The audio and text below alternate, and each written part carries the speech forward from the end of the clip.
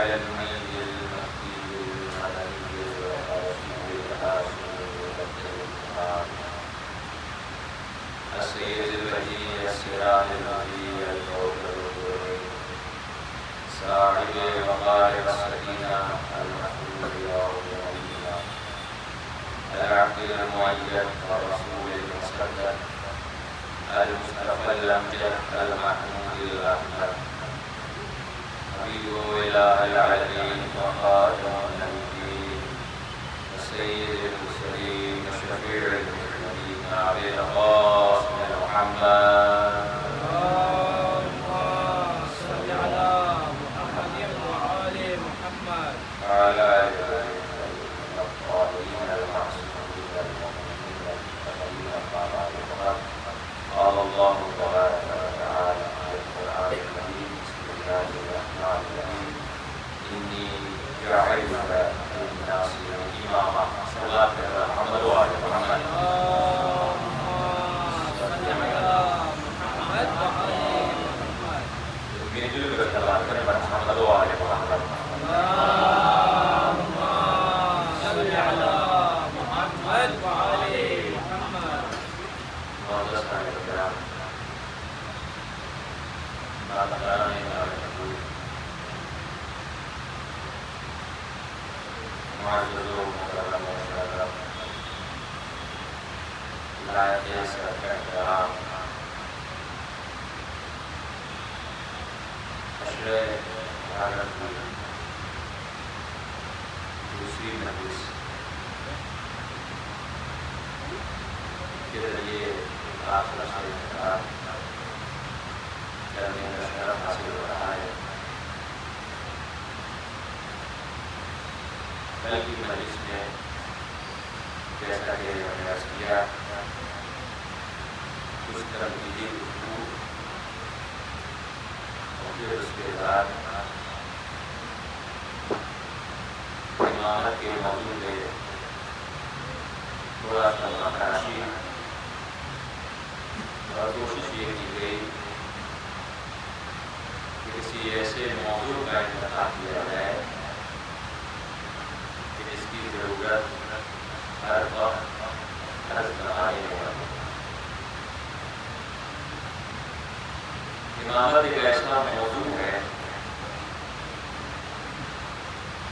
کہ اگر یہ موضوع ختم ہو جائے تو پھر قیامت شروع ہو جاتی ہے. کہ اصول دین میں ہم نے پڑھا کہ اصول دین 5 ہیں: توحید، عدل، نبوت، پھر امامت اور پھر قیامت. نبوت کا سلسلہ ختم ہو گیا، اسی لیے آخری نبی کو خاتم النبیین کہتے ہیں. ایسا نبی کہ جس کی نبوت تمام ہو گئی، مکمل ہو گئی. پھر اس کے بعد امامت کا جو سلسلہ ہے وہ شروع ہوتا ہے.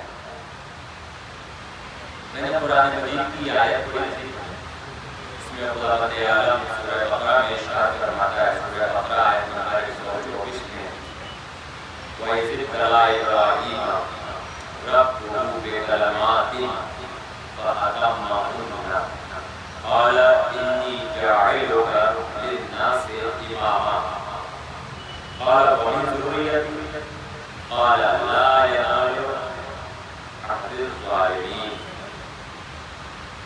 ترجمہ کچھ اس طریقے سے اگر گفتگو ہوئی تھی، میں نے عرض کیا تھا کہ فلسفہ امامت اور اس کے فائدے، اس میں ضرورت امامت بھی آئے گا. میں نے یہ بھی عرض کیا تھا کہ ہم دھیرے دھیرے اس موضوع کو لے کر آگے بڑھیں گے. 35 سے 40 منٹ کے اندر مجلس کو ختم کرنا ہے. میں ابھی تعریف نہیں کروں گا امامت کی، جو تعریف علامہ علی نے کی ہے. ابھی تھوڑا سا دیکھ لیا جائے کہ قرآن ہمیں کیا سمجھا رہا ہے اس آیت کے ذریعے سے. تمہیدی باتوں سے گریز کرتے ہوئے اگر کہیں بیچ میں کوئی بات آ جاتی ہے تو انشاءاللہ میں عرض کروں گا. گزارش ہے کہ مل جل کر صلوات پڑھنے پر محمد و آل محمد.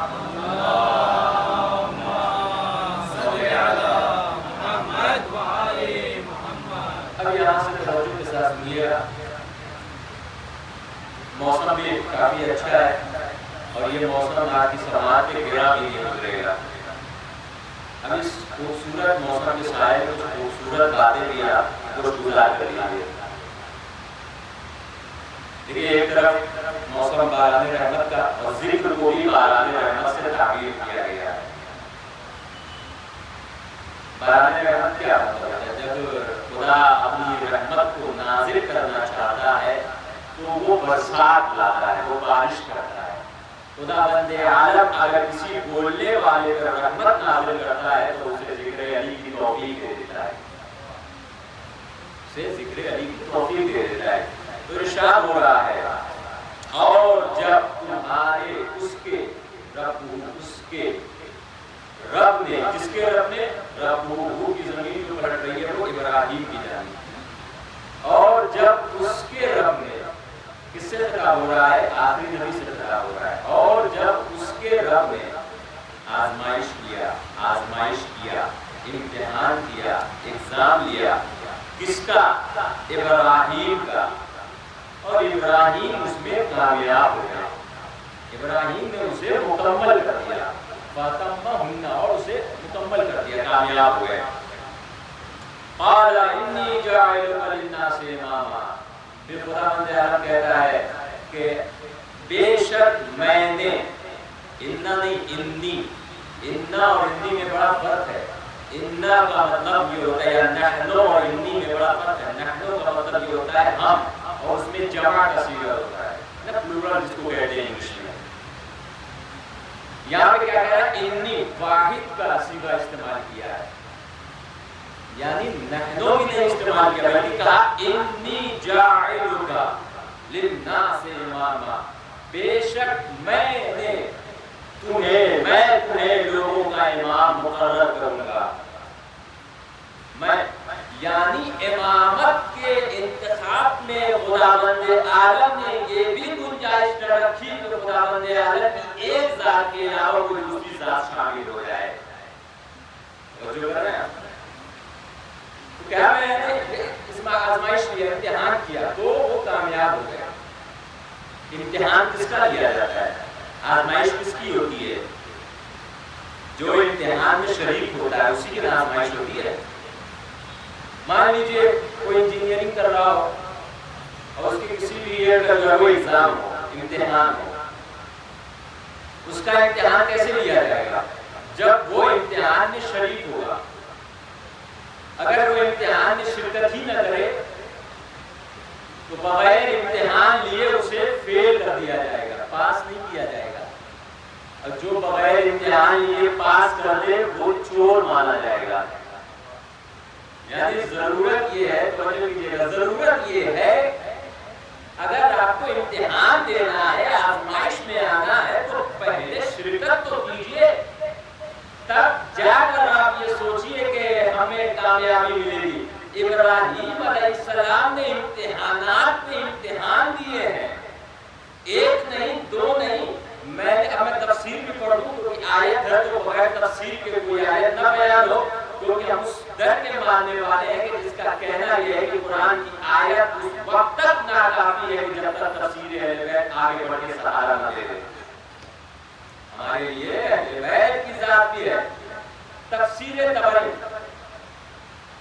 اور تفسیر طبرسی اور تفسیر فخر رازی، تینوں کی تفسیر کا نچوڑ میں آپ کے سامنے پیش کر رہا ہوں، اور تفسیر طبری صاحب کی بھی ایک تفسیر، اور تفسیر برہان فی تفسیر قرآن جو غالباً آیت اللہ قرآنی کا یہ ان کی تفسیر ہے۔ یہ ساری تفسیر کا نچوڑ میں آپ کے سامنے پیش کر رہا ہوں تاکہ یہ جو یہاں پر ہے کہ میں نے ابراہیم علیہ السلام کا امتحان لیا اور آزمائش لیا اور وہ اس میں کامیاب ہو گئے، آخر امتحان ہوا تو کس چیز کا امتحان ہوا؟ آخر میں ایک ایسی تفسیر پیش کر رہا ہوں کہ جس پہ تمام مسلمانوں کا اتفاق ہے، سب مسلمان اسے مانتے ہیں۔ سب سے پہلے جن کے ذریعے سے امتحان لیا گیا وہ یہ کہ جب آپ کو نار نمرودی میں پھینکا جا رہا تھا۔ نمبر 2، ختنے کا حکم بھی ابراہیم علیہ السلام کے زمانے میں آیا، اس کے ذریعے سے بھی آپ کا امتحان لیا گیا. کعبے کی تعمیر ابراہیم علیہ السلام کے ہاتھ, اس کے ذریعے سے بھی امتحان لیا گیا. اپنے بیٹے اسماعیل کو ذبح کر رہے ہیں, وہ بھی ایک امتحان ہے, اس کے ذریعے سے امتحان لیا گیا. بت کو توڑ رہے ہیں, بت شکنی کے بھی ذریعے سے آپ کا امتحان لیا گیا. اب مجھے ایک تفسیر اور ملی, میں وہ تفسیر کو پڑھتا ہوں. تفسیر القرآن کے مقدمے میں علامہ بحرانی آیت نمبر 124 سورہ بقرہ کے اسی تفسیر میں بیان فرماتے ہیں کہ چھٹے امام جعفر صادق علیہ السلام, اللہم صلی علی محمد, وہ یہ فرماتے ہیں اس تفسیر میں کہ وہ اما ابراہیم فلما اتم ایمانہ بولایت علی وولدہ صلوات اللہ والسلام علیہ نزلت امر اللہ لہ انی جاعلک للناس اماما. چھٹے امام کیا فرماتے ہیں, یہاں پر جو کہا خداوند عالم نے کہ میں نے کچھ کلمات کے ذریعے سے ابراہیم علیہ السلام کو, توجہ کیجیے گا, ابراہیم علیہ السلام کا امتحان لیا اور ابراہیم اس میں کامیاب ہو گئے. تفسیر کرنے والوں نے بہت سی تفسیریں کی, بت شکنی, تعمیر کعبہ, بیٹے کو ذبح کرنا, قربانی, غلے کو دیتے جانا, ختنے کا حکم, طرح طرح کی چیزیں یہاں پہ شامل کی گئی ہیں. مگر جب چھٹے امام سے پوچھا گیا کہ یہاں پہ کلمات سے مراد کیا ہے, تو چھٹے امام نے فرمایا کہ جب ابراہیم علیہ السلام نے اپنے ایمان کو ولایت علی سے مکمل کیا, تب خدا نے کہا میں نے آپ کو لوگوں کا امام بنا دیا ہے. کب؟ جب ولایت علی ابن ابی طالب اور ان کے جو اطہار ہیں, جو ان کی اولاد ہیں, ان کی ولایت کے ذریعے سے اپنے ایمان کو مکمل کیا, تب خداوند عالم نے کہا انی جاعلک للناس اماما, میں آپ کو لوگوں کا امام بنا رہا ہوں. اس تفسیر سے کوئی کچھ سمجھے یا نہ سمجھے, مگر مجھے ایک جملہ ضرور مل گیا ہے, آدم خلیل ہے, آدم نبی ہے, آدم نبی ہے, آدم خلیل ہے. جب ولایت علی کے بغیر خلیل کو امامت نہیں مل سکتی, تو ولایت علی کے بغیر عبدال کو جنت کیسے مل سکتی ہے؟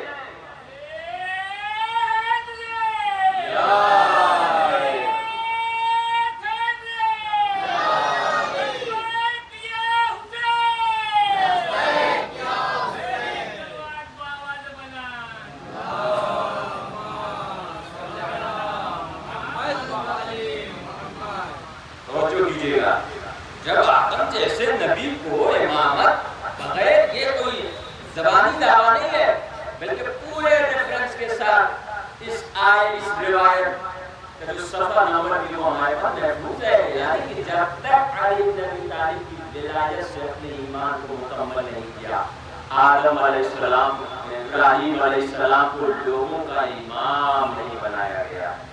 ایک اور جملہ مل گیا کہ جو امتحان کے نتیجے میں امامت ملے وہ ابراہیم کی امامت ہے, اور جس کی امامت کے ذریعے سے لوگوں کا امتحان لیا جائے وہ علی کی امامت ہے. ایک صلوات پڑھیں پر محمد و آل محمد.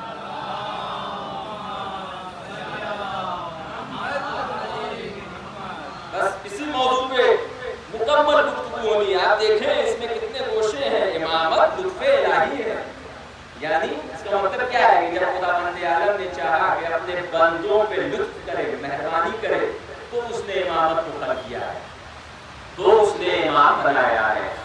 یعنی اچھا آزمائش میں رکھا گیا, امتحان لیا گیا, تب جا کے انہیں امامت کا عہدہ ملتا ہے. میں کہوں گا دنیا والوں سے اگر تمہیں کامیابی چاہیے تو پہلے تمہیں آزمائشوں سے گزرنا ہوگا.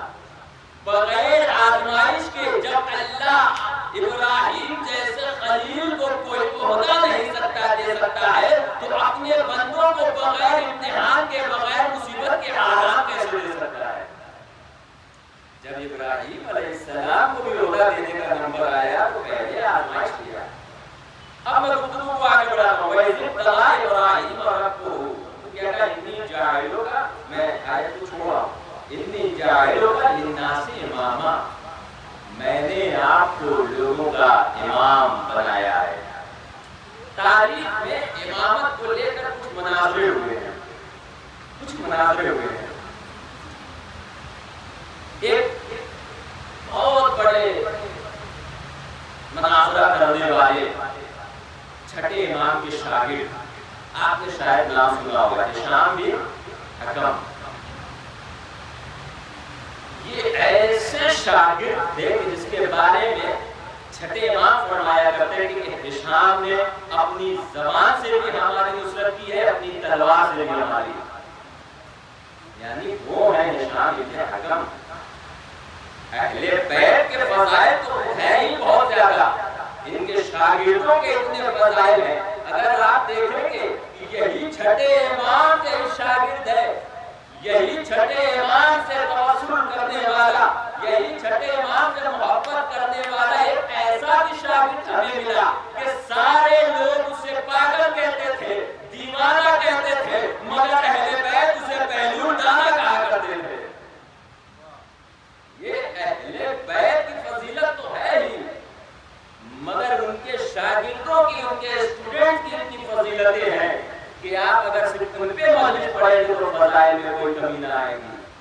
وہ کہ جو مختار خدا، خدا کے مختار ہونے کا انکار تھا، اسے اسی جعفر صادق علیہ السلام کے شاگرد نے ایک ڈھیرے سے سمجھا دیا، ایک ڈھیرے سے اسے سمجھا دیا، اور یہ بھی بتا دیا کہ دیکھو امام جب غلام ایسا ہے تو اس کا امام کیسا ہوگا۔ تو میں اس طرح کا ہشام بھی بہت بڑے، انہوں نے توحید، امامت، نبوت، ان تین موضوعات پہ سب سے زیادہ ڈیبیٹس کیے ہیں، سب سے زیادہ مناظرہ کیا ہے، سب سے زیادہ۔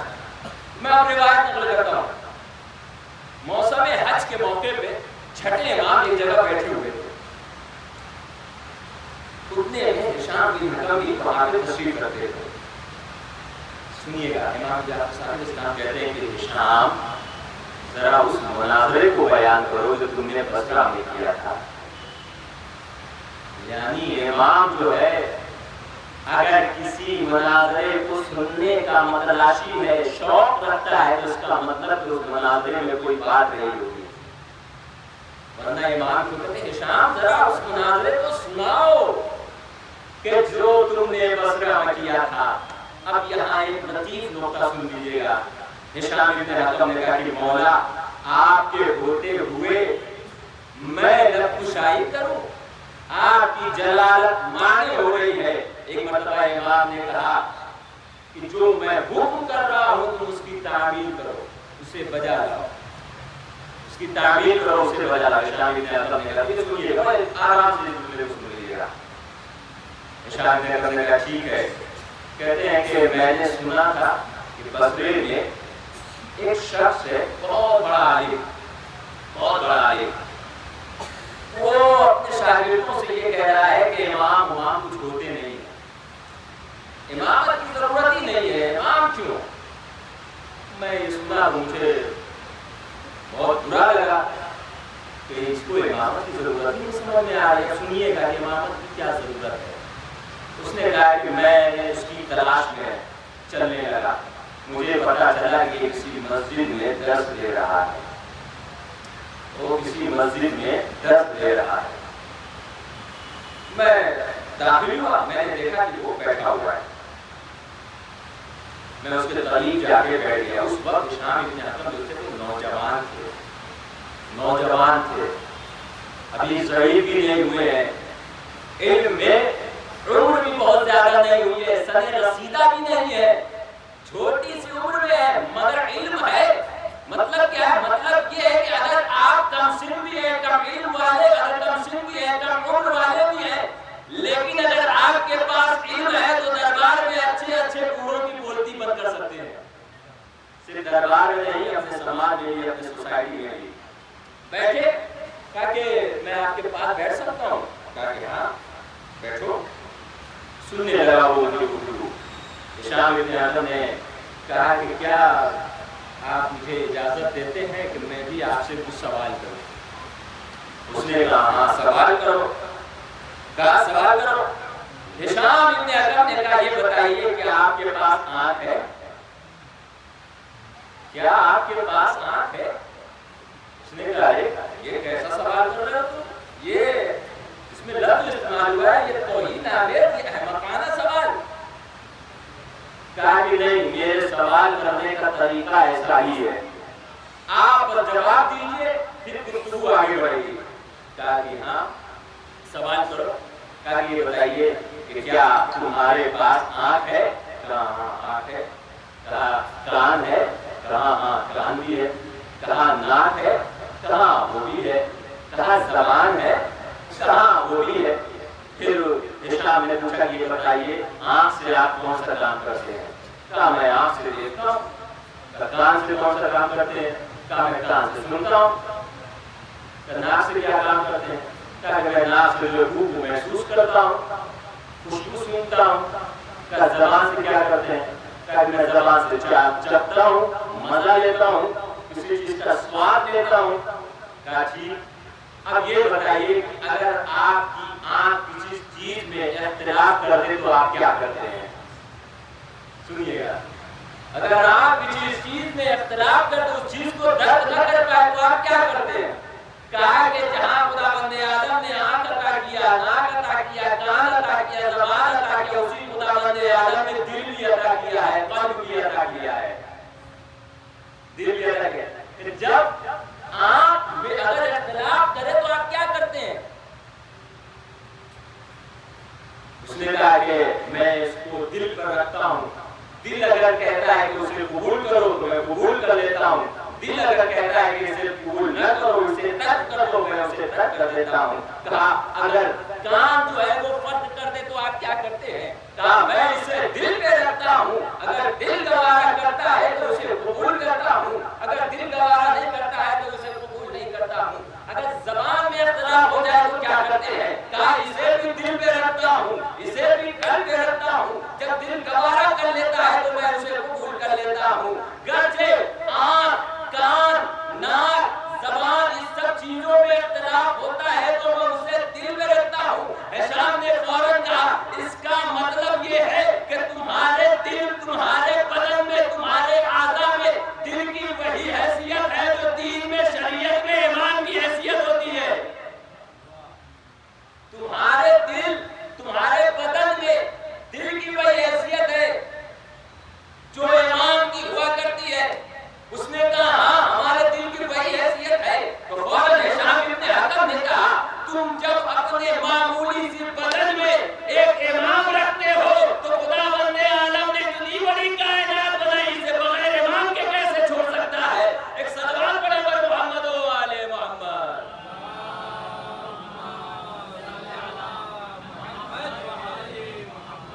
ایک اور سلوات پڑھے مجھول کر پر محمد و آل.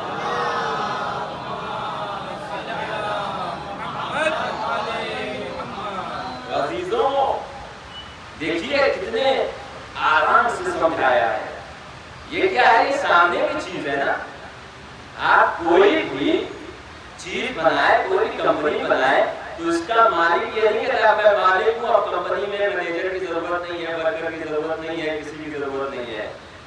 وہ مینیجر کو فکس کرتا ہے، معین کرتا ہے، وہ بھی جانتا ہے میں مالک ہوں، بیوقوف نہیں ہوں جو اپنی کمپنی کو بغیر مینیجر کو چھوڑ دوں. اگر ایسا ہو گیا نا تو ایک دن بھی کمپنی نہیں چلے گی. اب مسلمانوں کو یہ تو سمجھ میں آنا چاہیے خداوند عالم نے اس کائنات کو بنایا، اتنی بڑی کائنات کو بغیر ایمان کے کیسے چھوڑ سکتا ہے؟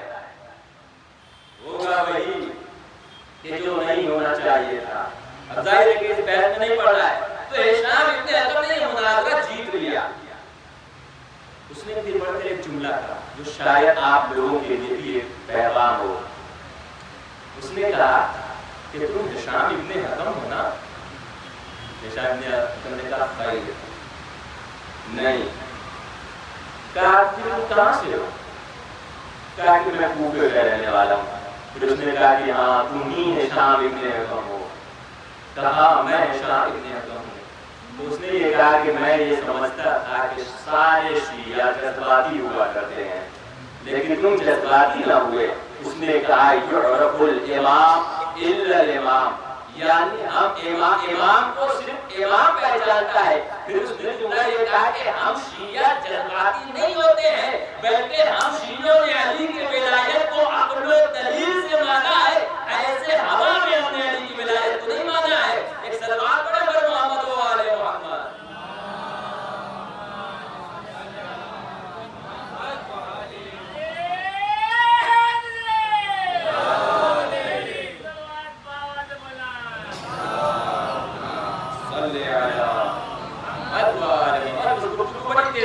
بڑے بھی میں نے امامت کی تعریف بھی نہیں کی ہے، میں اس کو انشاءاللہ پھر کل اگر اس میں وقت گنجائش ہے کہ امامت کی تعریف کروں گا، پھر آپ کو بتاؤں گا کہ دیکھیے امامت کا دائرہ کتنا وسیع ہے، کتنا وسیع ہے امامت کا دائرہ، آپ اس کو دیکھیں گے۔ ہشام ابن حزم نے بہت سے مناظر کی، ایک اور مناظر تاریخ میں ملتا ہے جس کو فلسفے سے انہوں نے سولو کیا ہے، فلسفے سے حل کیا ہے، فلسفے سے اس کو حل کیا ہے۔ ظاہر سی بات ہے کہ جو مسلمان نہیں ہے وہ قرآن سے بات کو مانے گا نہیں مانے گا، وہ آپ کی کتاب ہے، ہماری کتاب تو ہے ہی نہیں۔ وہ کیسے مانے گا؟ جب آپ اسے عقل سے جواب دیں، جب آپ اسے عقل سے جواب دیں، فلسفے سے جواب دیں۔ کوئی بڑا فلسفر ہوگا تو اسے کہنے کر سکے گا۔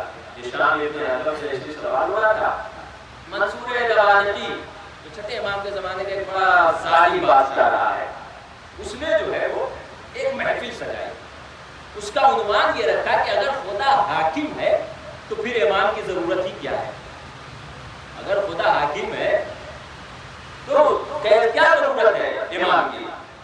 اس نے رکھا ایک بہت بڑے عالم معتزلی، جس کو معتزلی بھی کہا جاتا ہے کہ وہ اس کا عالم رہا ہے، لیکن یہ سمجھ لیجیے کہ وہ دشمن اہل بیت تھا، اس کو ایک طرف رکھا اور ہشام ابن حزم کو سامنے رکھا۔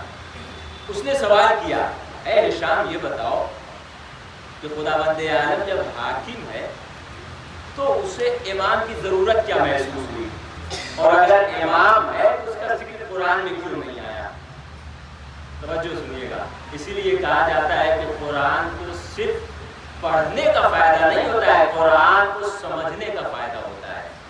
قرآن آپ پڑھتے رہیں گے تو عبادت میں ضرور شمار ہوگا، مگر قرآن کو جب آپ اس کے ترجمے کو پڑھیں گے، اس کے تفاسیر کو پڑھیں گے، تب آپ کو سمجھ میں آئے گا کہ قرآن کیا چیز ہے۔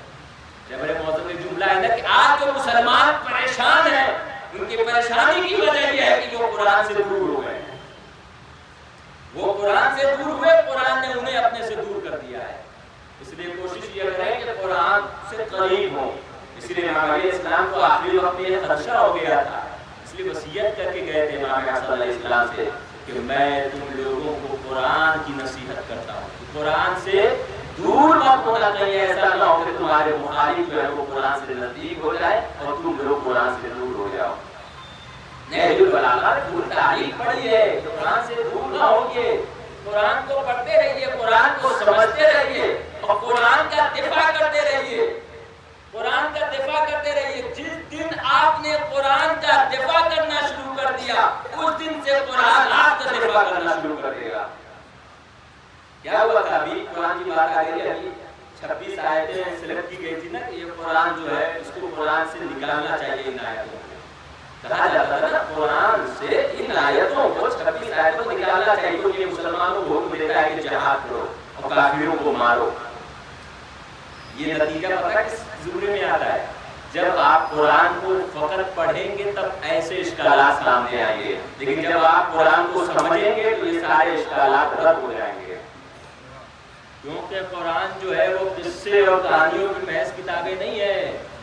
قرآن وہ ہے کہ جو ہر وقت اور ہر حساب کی چیزوں کو بتاتا ہے۔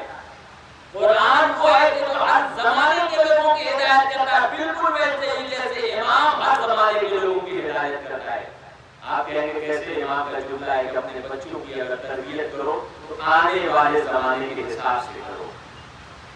یہ ماڈرن ایجوکیشن آج کا کانسیپٹ ہے، یہ بہت پرانا کانسیپٹ ہے اہل بیت علیہ السلام کا، کہ جس علم کی تمہیں ضرورت ہونے والی ہے مستقبل قریب میں، اس علم کی تیاری کرو۔ اس لیے رہبر معظم نے اے آئی اور چیٹ جی پی ٹی کے فوکس کرنا شروع کر دیا ہے کہ اگر ہم اے آئی انٹیلیجنس والے علم میں پیچھے رہ گئے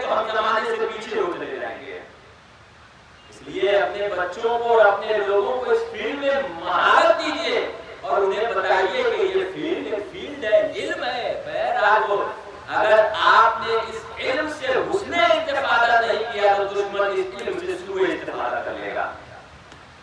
بالکل ویسے ہی کہ جیسے پرمانو بم بنانا، ایٹم بم بنانا یہ علم تھا، مگر اسے جاپان اور ہیروشیما اور ناگا پہ گرانا یہ اس علم کا درپیوگ تھا، مس یوز تھا۔ اس لیے آپ کو ایسا علم حاصل کرنا ہے کہ اس سے لوگوں کو فائدہ ہو۔ اسی لیے رہبر معظم جو ہیں اس پر اپنے فتوے کو رکھتے ہیں کہ کوئی ایسا بم یا کوئی ایسا آلہ بنانا جس میں معصوموں کی جان چلی جائے وہ اسلام جو ہے اس کی اجازت نہیں دیتا ہے۔ لیکن اگر یہ وقت کی ضرورت ہو جائے اور دشمن اڑ جائے کہ ہم تمہیں ایٹم بم نہیں بنانے دیں گے تو پھر اس کی ہم پرواہ بھی نہیں کرتے ہیں، فکر بھی نہیں کرتے ہیں۔ اسلام کی اور مسلمان کی حفاظت کے لیے ہم جس قدم پہ جانا چاہیں اس قدم پہ جائیں گے، جس قدم پہ بھی جانا چاہیں اس قدم پہ جائیں گے۔ تو قرآن سے اپنے آپ کو قریب، اس نے کہا قرآن میں کہاں ابھی جو اشکال رہ گیا تو 26 آیتیں اس کے بارے میں کہا گیا یہ جو ہے مسلمانوں کو جہاد کی طرف رغبت دیتا ہے۔ دیکھیے اگر قرآن کو سمجھانے کے لیے ہمارے پاس امام نہ ہوتا نا تو ہم بھی اس کا شکار ہو جاتے، لیکن شکر خدا کیجئے کہ آپ کے پاس زندہ امام موجود ہے، زندہ امام موجود ہے۔ سورہ توبہ کی کچھ آیتیں تھیں کہ جس کے بارے میں کہا جاتا ہے کہ اس میں ہے کہ کافروں کو جہاں پاؤ انہیں قتل کر دو، جبکہ اسی آیت سے پہلے میں ایک چیز کہوں گا، اگر میری آواز جو بھی سن رہا ہو، قرآن کی ایک آیت سے آپ قرآن کو نہیں سمجھ سکتے ہیں، آپ اس کے سیاق و سباق کو پڑھنا پڑے گا۔ قرآن کی جو یہ آیت ہے کہ جہاں کافر ملے انہیں قتل کر دو، یہ ہر زمانے کے کافروں کی بات نہیں ہو رہی ہے، بلکہ یہ احد کے زمانے کے کافروں کی بات ہو رہی ہے۔ اس کے پیچھے بھی ریزن رہا ہے، ایسا نہیں کہ اس زمانے میں بھی ملے اور مار دو، یہ نہیں، کیونکہ اسلام جو ہے وہ الٹی کھوپڑی والا مسلمان نہیں چاہتا ہے، وہ سیدھی کھوپڑی والا مسلمان چاہتا ہے۔ یہ نہیں کہ جسے پاؤ اسے مار دو۔ یہاں تک کہ قرآن میں یہ ملتا ہے کہ تم کافروں کے بت کو بھی برا نہ کہو۔ اگر قرآن کافروں کو قتل کرنے کے بارے میں ہوتا تو پھر قرآن میں خدا کبھی یہ نہ کہتا کہ کافروں کے بت کو بھی برا نہ کہو۔ جب قرآن اس کی حمایت نہیں کرتا کہ کافروں کے بت کو برا کہو تو پھر اس کی حمایت کیسے کرے گا کہ کافروں کو جہاں پاؤ اسے قتل کر دو۔ ایک جگہ یہ بھی ہے کہ القتل اکبر من القتل، الفتنہ تو اکبر من القتل، فتنہ جو ہے وہ قتل کرنے سے بھی زیادہ سخت ہے، یعنی اتنی زیادہ پکڑ ہے۔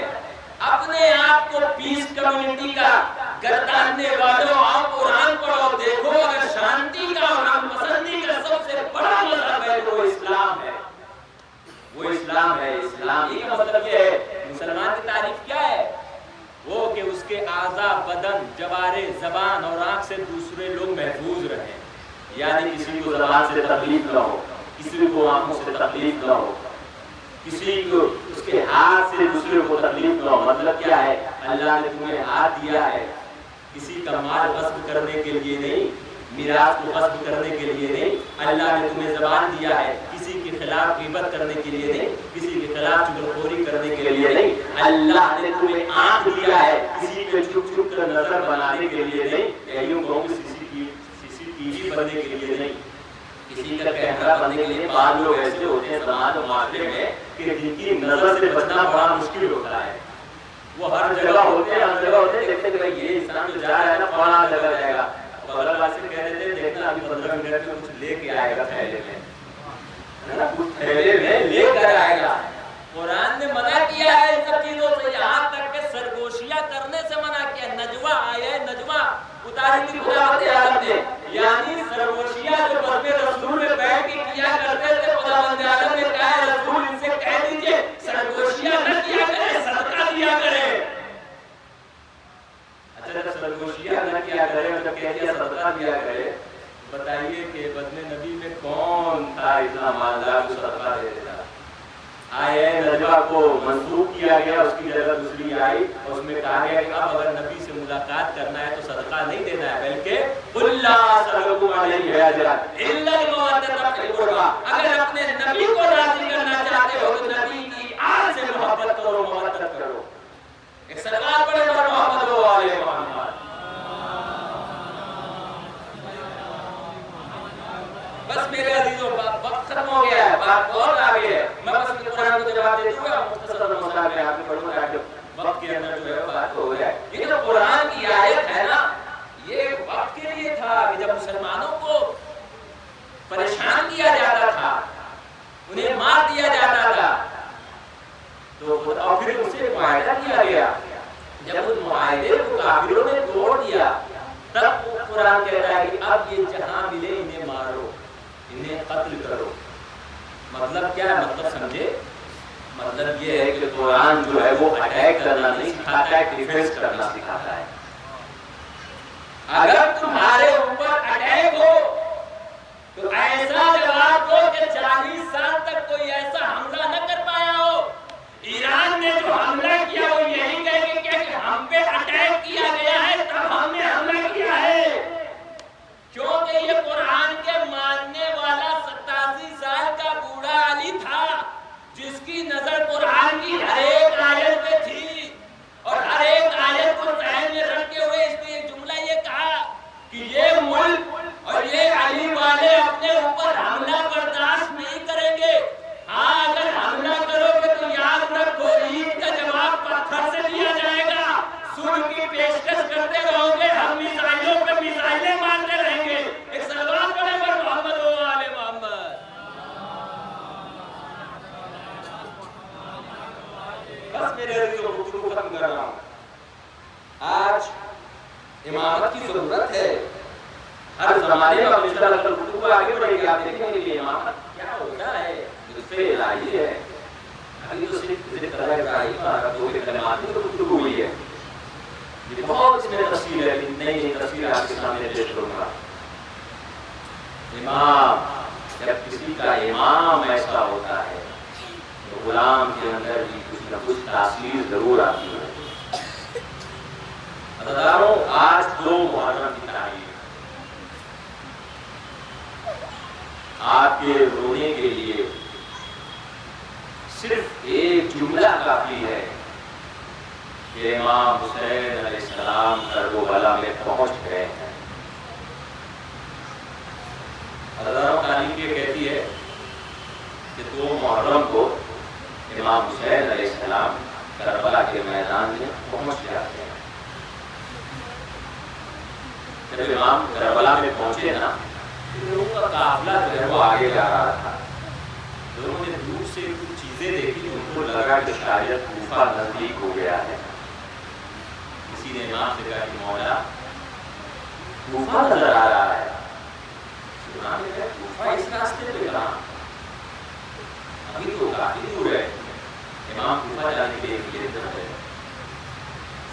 جب وہ لوگ قریب آئے تو لوگوں نے دیکھا کہ نہیں, یہ کوفہ نہیں ہے, یہ کچھ افراد آ رہے ہیں کہ جن کے ہاتھوں میں پرچم ہے. وہ ایسا لگ رہا ہے کہ کسی نخلستان یا کھجور کا پیڑ ہے. وہ قریب آ رہا ہے. امام نے کہا کہ سب لوگ یہیں پہ رکے اور سب لوگ جو ہے وہ پانی جتنا ہو سکے پانی اپنے ظرف میں بھر لیں. کوئی برتن, کوئی ظرف خالی نہ رہے, سارے مشکیزوں میں پانی کو بھر لیا جائے. لوگوں نے سوچا کہ امام کیوں اس موقع پہ پانی بھرنے پر, کیونکہ ابھی تو آگے پانی ملنے والا ہے. امام نے کہا نہیں, سارے مشکیزوں کو پور کر لیا جائے. یہ حقیقت تو تب ہوئی جب سامنے سے وہ لشکر آ رہا تھا, وہ اور نزدیک ہوا. امام نے دیکھا, کیا دیکھتے ہیں کہ وہ لشکر والے بڑے پیاسے ہیں. وہ لشکر والے بڑے پیاسے ہیں. تاریخ میں لکھا ہے کہ اس لشکر کا جو سربراہ تھا, جسے حر کہا جاتا ہے,